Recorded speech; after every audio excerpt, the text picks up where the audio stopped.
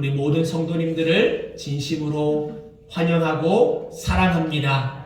성부와 성자와 성령의 이름으로 하늘의 신령한 은혜와 감사와 기쁨과 평강이 우리 성도님들과 우리 성도님들의 가정 가운데 가득 임하기를 주님의 이름으로 축원합니다.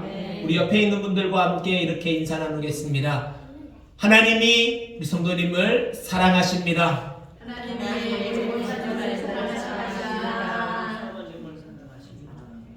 우리 성도님의 신앙생활이 행복하시기를 기도합니다.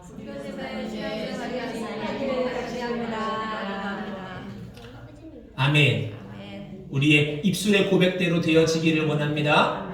오늘은 신앙생활의 종착점이라는 제목으로 함께 말씀을 나누기를 원합니다. 저의 어렸을 적 이야기로 시작을 하려고 합니다. 저는요, 중학교 2학년 때 부흥회에서 예수님을 인격적으로 만났습니다.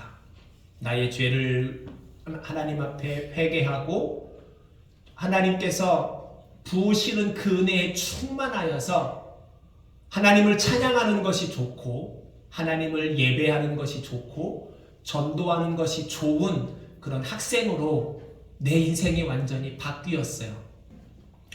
날마다 하나님 앞에 나아가서 기도하는 것이 저의 일상이었습니다. 근데 하루는 하나님 앞에 엎드려 기도하면서 이런 기도를 드렸어요. 하나님, 저는 하나님을 제일 사랑하는 사람이 되고 싶어요. 저는 하나님을 제일 사랑하는 사람이 되고 싶어요 라고 기도를 했습니다. 아마 그 기도 때문인지는 몰라도 제가 목사가 됐네요. 우리 성도님들 이 기도 제목을 잘 기억해 주시기 바랍니다. 저는 하나님을 제일 사랑하는 사람이 되고 싶습니다. 이것이 저의 기도뿐만 아니라 우리 모든 성도님들의 기도가 되기를 원합니다.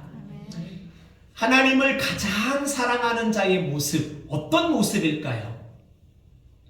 우리는 어떤 사람을 바라보면서 이 사람이 정말로 가장 하나님을 사랑하는 사람이구나 라고 판단할 수 있을까요? 그 기준이 명확하지 않습니다. 성경에도 어떤 사람이 하나님을 가장 사랑하는 사람이다 기준을 명확하게 주지는 않았어요. 그런데 저는 오늘 바울 사도가 말씀의 마지막에 그 고린도 교회의 성도들에게 권면하는 그 내용을 가지고 이 모습이야말로 가장 하나님을 사랑하는 사람의 모습 속에서 나오는 모습이 아닐까 하는 생각을 하게 되었습니다. 그리고 그 모습이 어떻게 보면 우리 신앙생활의 완전함, 완전판, 완결점이 아닐까라고 생각을 하게 되었어요. 그래서 그 부분을 우리 성도님들과 이 시간에 함께 나누기를 원합니다. 보통 이게 서신서를 보면은요, 처음에 시작하는 인사가 있고 마지막에 마치는 인사가 있어요. 보통 성경을 읽을 때 이 인사에 대한 부분들을 그냥 휙 하고 건너뜁니다. 그런데 제가 학교에서 공부를 할 때 저를 가르쳐 주신 선생님께서 이 부분이 굉장히 중요하다라고 많이 강조하셨어요. 서신서의 끝인사는 하고자 하는 말의 결론이다. 저를 가르쳐 주신 선생님께서 그렇게 말씀해 주셨거든요. 그래서 그 말씀이 제 마음속에 깊게 새겨져 있습니다. 그래서 성경을 연구할 때 가장 끝에 나오는 부분들을 그리고 처음에 나오는 부분들을 굉장히 중요하게 생각해요.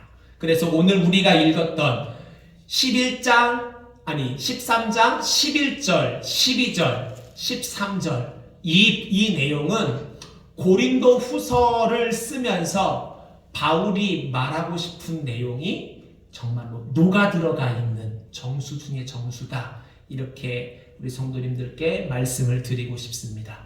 마지막으로 말하노니 라고 시작을 하고 있는데요. 여기에서부터 세 가지를 말씀을 드리기를 원합니다. 신앙생활의 완전판 세 가지. 가장 신앙생활을 잘하고 가장 하나님을 사랑하는 사람의 모습 속에서 나타나는 세 가지의 모습을 우리 성도님들과 나누기를 원합니다. 첫 번째입니다. 같이 한번 해보겠습니다. 기뻐하라. 기뻐하라. 이것이 하나님을 가장 사랑하는 사람의 모습에서 나타날 수 있는 첫 번째 모습입니다. 우리 성도님들, 기쁨이라는 것은요, 우리의 의지입니까? 아니면 감정입니까? 정말로요? 다시요. 기쁨이라는 단어는 우리의 의지적인 영역에 속합니까? 감정적인 영역에 속합니까? 이제 대답을 안 하시는군요. 감정의 영역에 속하는 게 맞습니다. 그러면 우리 성도님들 잘 생각해 보세요. 내가 슬픔의 자리에 나아가면 내 감정은 어떻죠? 슬프게 됩니다. 행복한 자리에 나가면 내가 어떻게 되죠? 내 감정은 어떻게 변하죠? 행복해지게 됩니다. 그게 우리의 감정이에요. 내가 슬픈 자리에 나아갔을 때 의지적으로 내 의지를 가지고 기뻐해야지, 행복해야지, 좋아해야지, 즐거워해야지, 이게 안 된다는 거예요. 그래서 우리의 감정의 영역에 기쁨이 들어있다, 이렇게 말씀을 드리고 싶어요.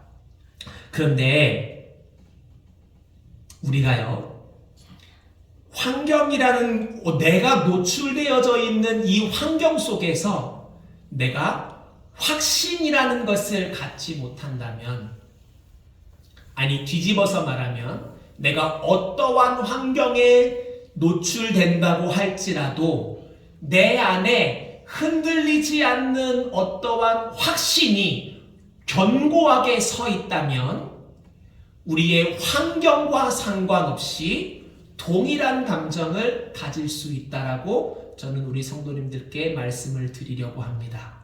제가 예를 들어서 말씀을 드릴게요. 우리 처제의 이야기입니다. 얼마 전에 어린이집 원장 발표가 있었죠. 그렇죠? 어린이집 원장 발표가 있었는데 이 환경이 감사할 수 없는 환경이었어요. 행복할 수 없는 환경이었습니다. 왜냐하면 심사위원들 앞에서 답변을 해야 되는데 시원치 않은 답변을 했대요. 그러니까 명확하게 답변을 잘하지 못했대요. 그리고 두 번째로는 경쟁률이 32대 1이었대요. 32명이 왔는데 한 명만 되는 거예요.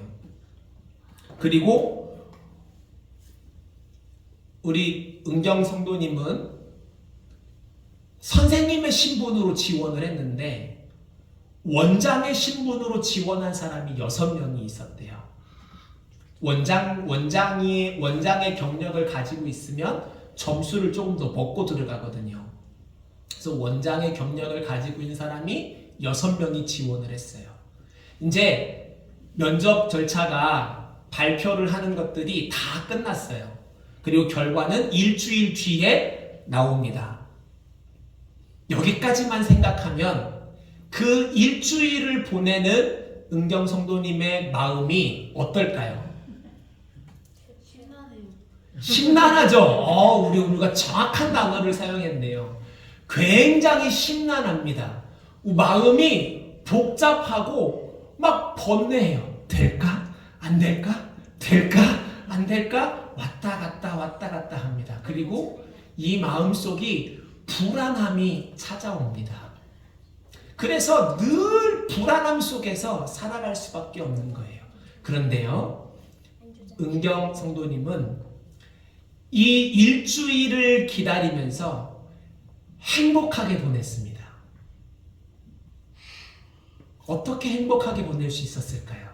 그냥 웃었어요. 그냥 웃었어요? 이 일주일을 행복하게 보냈는데요. 그 행복하게 보낼 수 있었던 원인이, 이유가 뭐냐면 심사위원 분 중에 한 분이 이렇게 아는 사람을 통해서, 은경 성도님 아는 사람을 통해서 이렇게 미리 결과를 알려주셨어요. 결과가 이미 나왔고 그 나온 결과가 일주일 뒤에 발표이지만 그날 결론이 났는데 아는 사람을 통해서 결과가 발표가 났다는 이야기를 미리 듣게 되었습니다. 그리고 은경 성도님이 당선이 되었다는 것을 듣게 되었어요. 그 이야기를 듣고 나서 일주일을 보낼 때 행복하게 보낸 거예요. 결론이 발표가 났습니까? 안 났습니까? 났어요. 안 났어요. 발표는 나지 않았어요. 발표는 일주일 뒤에 난다고요. 짱인데? 발표는 일주일 뒤에 나는데 결정이 된 거예요. 결정이 돼서 그 결정된 사실이 은경 성도님에게 전달이 된 겁니다. 발표가 나지 않았기 때문에 어떨지는 모르지만 이미 결정이 됐다는 소식을 들은 은경 성도님은 확신을 가지고 일주일을 사실 수 있었겠죠. 은경 성도님이 살아가야 하는 그 일주일의 환경은 행복할 수 없는 환경이지만 은경 성도님은 확신이 있었기 때문에 행복하게 보낼 수 있었던 겁니다. 요한복음 16장 33절의 말씀에 이렇게 기록이 되어 있습니다. 이것을 너희에게 이르는 것은 너희로 내 안에서 평안을 누리게 하려 함이라. 세상에서는 너희가 환난을 당하나 담대하라. 내가 세상을 이기었노라. 우리의 삶이요, 때로는 우리를 힘들게 하는 환경이 있을 수도 있습니다. 우리를 공격하고 대적하는 환경이 있을 수도 있습니다. 도저히 우리가 넘어설 수 없는 어려움과 장벽이 우리 앞에 놓일 수도 있습니다. 그러나 우리는 그러한 환경 앞에서도 행복함을, 기쁨을 누릴 수가 있다라고 말할 수 있는데 그 이유가 뭐냐면 우리 주님께서 세상을 이기었노나라고 이미 결정하셨기 때문입니다. 예수님께서 세상을 이기신 것이 결정되었어요. 아멘이십니까? 예수 그리스도께서 십자가에서 못 박혀 죽으시고 부활하셨기 때문에 예수 그리스도는 죽음을 이기신 자가 되었습니다. 세상의 권세를 이기신 자가 되었습니다. 그렇게 결정되었다고요. 그 결정을 우리에게 알려주신 거예요. 내가 세상을 이기었다. 내가 세상을 이기었다. 그렇기 때문에 그 어떤 누구도, 그 어떤 환경도 너를 침범할 수 없고, 너를 고통 속에 빠뜨릴 수 없고, 너를 괴로움 속에 빠뜨릴 수가 없다. 우리 주님께서 우리에게 이렇게 말씀해 주십니다. 이 사실을 붙잡는 사람은 행복하게 살 수 있는 거예요. 이 사실을 붙잡는 사람은 기쁨 속에 살 수 있는 겁니다. 저는 우리 성도님들에게 말씀을 전하기를 원합니다. 우리는 기뻐함을 세상 사람들과 같이 감정의 영역 가운데 두기를 뛰어넘어가야 합니다. 어느 단계로 뛰어넘어가야 하냐면 소망의 영역에 두는 것으로 뛰어넘어야 할 줄로 믿습니다. 우리는 여전히 이 땅에서 땅을 밟고 살아가지만 저 하나님 나라에 소망을 두고 살아가는 사람입니다. 그리고 이미 예수께서 세상을 이겼다라고 결정된 사실을 붙잡고 살아가는 사람들입니다. 그 소망 속에서 기뻐함으로 살아갈 수 있는 우리 성도님들 되시기를 주님의 이름으로 축원합니다. 근데 이게 쉽나요? 어렵나요? 쉽나요? 어렵나요? 어려워요. 어렵습니다. 그것이 어렵다는 것을 성경도 얘기하고 있습니다. 예수님이 눈앞에 있어요. 바다 위를 걸어오셨습니다. 베드로가 주님이시거든 나로 하여금 바다 위로 당신 앞으로 걸어오게끔 해주세요 했는데 예수님이 오라 라고 말씀하십니다. 주님을 바라보며 베드로가 물 위를 걸어가는데 주변에 풍랑이 일어나는 모습을 바라보며 바닷속으로 빠져들어갑니다. 예수님의 제자였던 베드로도 물속에 빠져들어갔어요. 예수님이 눈앞에 있음에도 불구하고 물속으로 빠져들어갔어요. 우리의 인간의 연약함은 어쩔 수 없는 거예요. 그러나 우리는 그것을 바라보며 살아가야 할 줄로 믿습니다. 이것이 어렵기 때문에 완전판인 겁니다.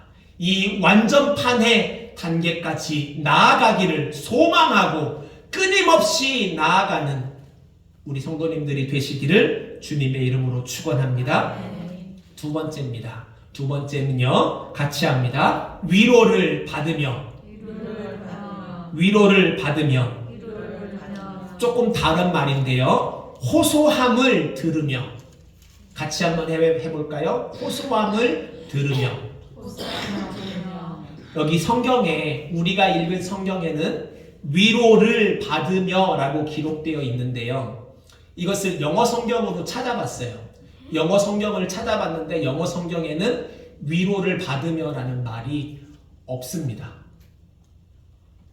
이 부분이 뭐라고 기록되어 있냐면 Listen to my appeal 이라고 되어 있어요. Listen to my appeal. appeal이라는 말은 호소하다라는 말이거든요. 호소하다라는 말이에요. 호소를 듣는다라는 말이에요. 호소함을 듣는다. 이것을 어떻게 들으면 위로함을 듣는다라는 말로 볼 수도 있는데 있는 그대로 바라보면 호소함을 듣는다라는 말로 우리는 기억해 주셨으면 좋겠습니다.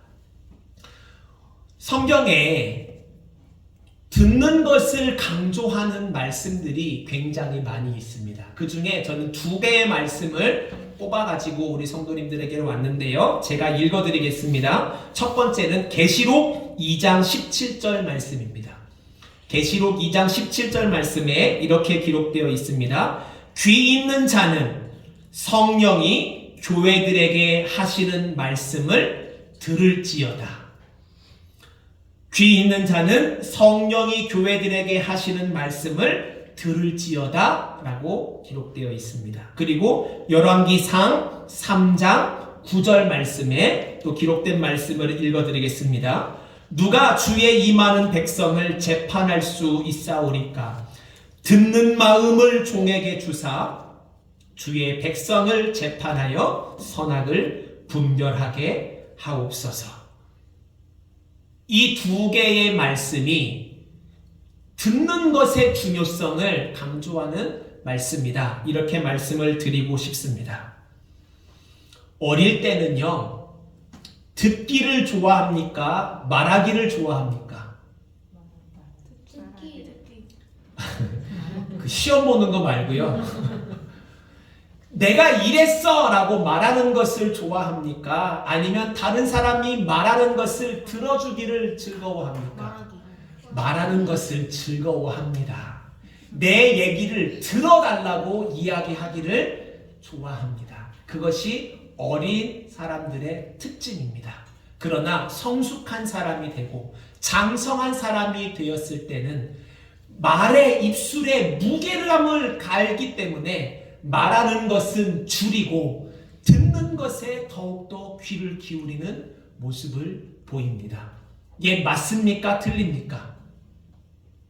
우리 성도님들 대답해 주세요. 어린아이의 특징은 말하는 것이다. 장성한 자의 특징은 듣는 것이다. 맞습니까? 틀립니까? 맞습니다. 저는 그래서 우리 성도님들이 장성한 신앙생활을 하는 신앙의 장성함을 누리는 우리 성도님들이 되어주시기를 주님의 이름으로 축원합니다. 그러면 뭐가 더 중요하다고 생각을 해야 됩니까? 말하는 것, 듣는 것. 뭐가 더 중요하다라고 여기면서 우리는 살아가야 합니까? 둘 다. 듣는 것에 더 무게감을 두어야 할 줄로 믿습니다. 듣는 것에 더 무게감을 두는 우리 성도님들이 되시기를 바랍니다. 제가 두 개의 말씀을 읽어드렸죠. 첫 번째는요, 성령이 교회에게 하시는 말씀을 들으라고 말하고 있습니다. 우리는 누구의 음성에 귀를 기울일 수 있어야 하냐면 성령의 음성에 귀를 기울일 수 있어야 할 줄로 믿습니다. 바울이 전도 여행을 떠났는데요. 성령께서 아시아로 가지 못하게 막으셨어요. 그것이 바울이 피부로 느낄 수 있는, 몸으로 경험할 수 있는 것으로 성령께서 말씀하신 것이든 바울에게 영적인 부분에서 그쪽으로 가지 말라고 말씀하신 것이든 결국에는 성령의 역사하심을 바울이 들은 겁니다. 그쵸? 근데 바울이 가려고 노력했는데 성령께서 그것을 막으셨어요. 바울은 굉장한 사람입니다. 바울은 정말로 엄청난 업적을 남긴 사람입니다. 정말 많은 사람들에게 존경받는 사람입니다. 그런 사람들의 마음속에 있는 게 뭐냐면 내가 생각하는 게 옳아 라는 마음이에요.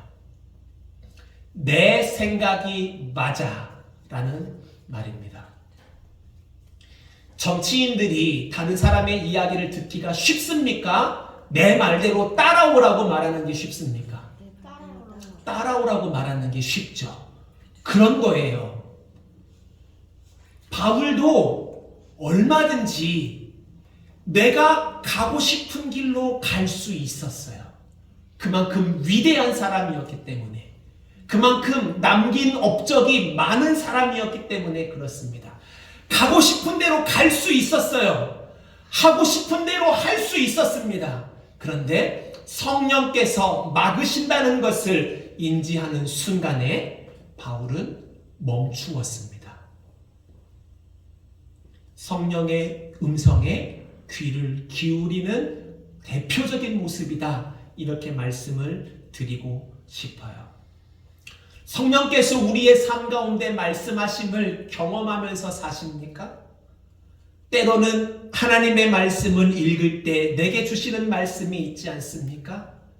내 옆에 있는 사람의 입술을 통해서 하나님께서 내게 주시는 말씀을 듣고 경험하지 않습니까? 강단에서 말씀을 선포하는 목사의 말씀을 들으며 설교를 들으며 성령의 음성을 듣는 경험을 우리 성도님들 하시지 않습니까? 내가 성령의 음성을 듣는다면, 이것이 성령의 음성이라고 우리가 확신한다면 그 말씀에 순종하는 우리 성도님들 계시기를 주님의 이름으로 축원합니다. 인간의 사람의 지혜로움보다 하나님의 어리석음이 더 큽니다. 그것이 하나님이 어리석다는 이야기가 아니라 아무리 하나님이 부족하고 연약해도 우리 인간의 가장 지혜로운 자들보다 못하지 않다라는 이야기예요.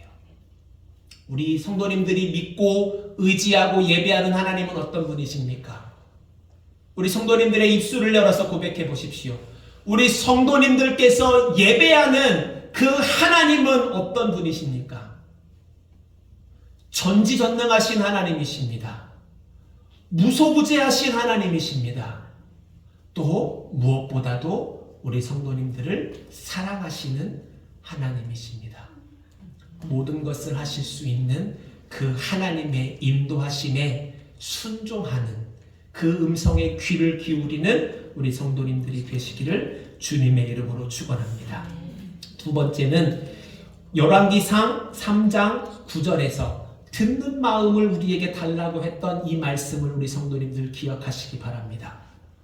솔로몬도 백성들의 음성에 귀를 기울이기를 원했어요. 솔로몬은 하나님의 사람 맞습니까? 우리 성도님들 대답해 주십시오. 솔로몬은 하나님의 사람 맞습니까? 하나님께서 세우신 왕 맞습니까? 그 왕이 하나님의 이름을 부르며 이렇게 기도합니다. 주여, 종에게 듣는 마음을 주시옵소서. 같이 한번 해볼까요? 주여, 종에게 듣는 마음을 주시옵소서. 이것이 우리 성도님들의 기도 제목이 되기를 바랍니다. 우리는 이웃의 탄식 소리를 들을 수 있어야 합니다. 길거리에서 웃고 다니는 사람들이 마음속에서 울고 있는 소리를 우리 성도님들 들으실 수 있어야만 합니다. 우리 성도님 옆에 앉아있는 성도님들의 그런 어려움들을 들어주실 수 있어야 할 줄로 믿습니다. 교회는 받는 곳입니까? 주는 곳입니까? 우리 성도님들 분명하게 고백하셔야만 합니다. 교회는 받는 곳입니까? 주는 곳입니까?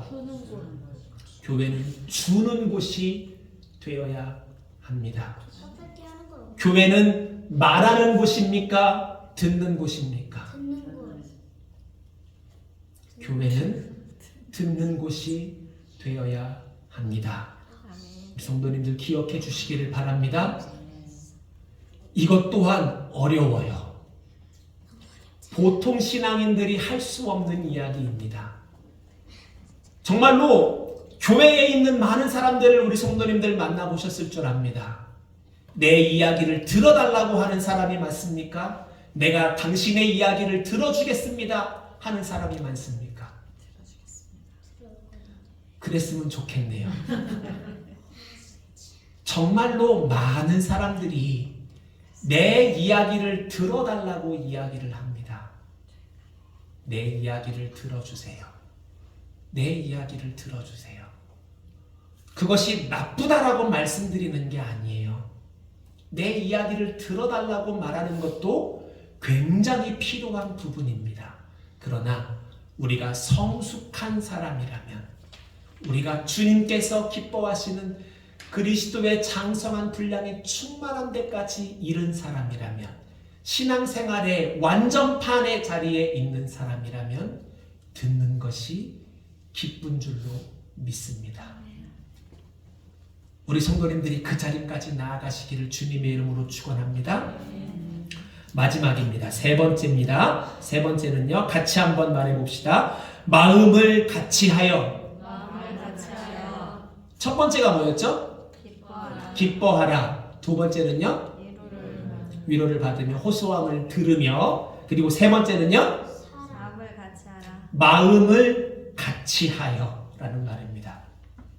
이 마음을 같이 한다는 것이 우리 고린도전서 1장 10절 말씀에도 기록되어 있습니다. 제가 읽어드리겠습니다. 형제들아, 내가 우리 주 예수 그리스도의 마음으로 너희를 권하노니 모두가 같은 말을 하고 너희 가운데 분쟁이 없이 같은 마음과 같은 뜻으로 온전히 합하라. 우리가 이렇게 될 수 있을까요? 될 수 있을까요? 아멘. 어떻게 하면 이렇게 될 수 있습니까? 사랑하고 들어주고, 사랑하고 들어주고.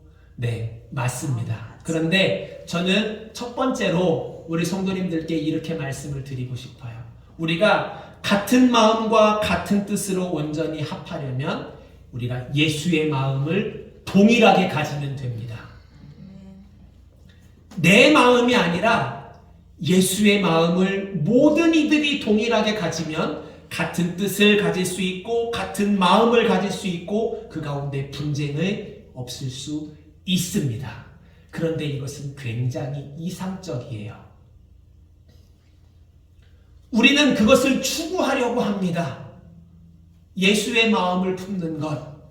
너희가 이 마음을 품으라 곧 그리스도 예수의 마음이니 라고 하신 그 바울의 고백과 같이 우리가 예수의 마음을 품는 것, 그리고 그 마음으로 같은 뜻으로 같은 일들을 해나가는 것, 너무나도 아름다운데 우리의 현실이 그렇지 않다라는 것을 우리 성도님들 아실 겁니다. 그래서 저는 계단을 우리 성도님들에게 놓아드리기를 원해요. 계단을 놓아드리기를 원하는데 예수의 마음을 갖는 그 자리까지 나아가기 위해서 우리 성도님들 이 계단을 밟으셨으면 좋겠습니다. 같이 한번 고백해 보겠습니다. 수단이 다를 수 있음을 인정하고 같은 목적을 갖기에 힘쓰라. 다시 한번 고백합니다. 수단이 다를 수 있음을 인정하고 같은 목적을 갖기에 힘쓰라. 수단이 다를 수 있다라는 겁니다. 목적이 같다면 비록 내 옆에 있는 사람이 나와 하고자 하는 수단이 다를지라도 합할 수 있다는 거예요. 아멘이십니까? 우리가 수단이 다를 수 있다는 것을 인정해야만 합니다. 왜냐면요, 우리는 모두 다 다른 환경에서 살았고 지금은 이렇게 한 곳에 모여서 예배하고 있지만 우리는 과거에는 다른 모습을 가지고 신앙생활을 했기 때문에 그렇습니다. 다른 부모님 밑에서 자랐고 다른 환경에서 자랐고 다른 일을 하고 다른 경험들을 하면서 우리는 살았어요. 그래서 우리가 일하는 방식이 모두 다 동일하다 이렇게 말씀을 드릴 수 없습니다. 그러나 우리의 수단은 다를 수 있지만 목적은 같을 수 있어요. 우리의 목적이 무엇입니까? 우리가 예배하는 목적이 뭔가요? 우리가 찬양하는 목적이 뭔가요? 우리가 여기에서 모여서 하나님을 예배하고 함께 모이는 목적이 뭔가요? 우리가 전도하는 목적이 뭔가요? 우리가 교회 앞에서 예배하며 하나님 앞에 예물을 드리는 목적이 뭔가요? 내가 옆에 있는 사람을 사랑하는 목적이 뭔가요? 그 목적이 같을 수 있다는 거예요. 우리 성도님들 목적이 무엇입니까? 왜 이곳에 와서 하나님을 예배하십니까? 왜 하나님을 사랑한다고 고백하십니까? 우리는 하나의 목적을 가지고 있습니다. 그게 뭐냐면 하나님께 영광. 하나님께 영광. 우리는 그 이상도 그 이하도 아닙니다. 내가 하나님을 예배하는 이유는 하나님께 영광 돌리기 위해서입니다. 내가 하나님의 말씀을 읽는 이유는 하나님께 영광 돌리기 위해서입니다. 내가 찬양하는 이유는 하나님께 영광 돌리기 위해서입니다. 우리가 이 교회를, 빛과 소금의 교회를 개척하고 설립하려고 하는 이유는, 그 목적은 하나님께 영광 돌리기 위함입니다. 우리의 섬김의 목적은 하나님께 영광 돌리기 위함입니다. 우리가 구제하는 목적은 하나님께 영광 돌리기 위함입니다. 우리가 하나님 앞에 예배하며 예물을 드리는 목적은 하나님께 영광 돌리기 위함입니다. 우리의 헌신과 봉사하는 목적은 하나님께 영광 돌리기 위함입니다. 이것에서 위배하는 것들은 전부 다 틀린 거예요. 이것에서 위반되는 것들은, 이것에서 벗어난 것들은 전부 다 우리에게 합당하지 않은 것들입니다. 아멘이십니까?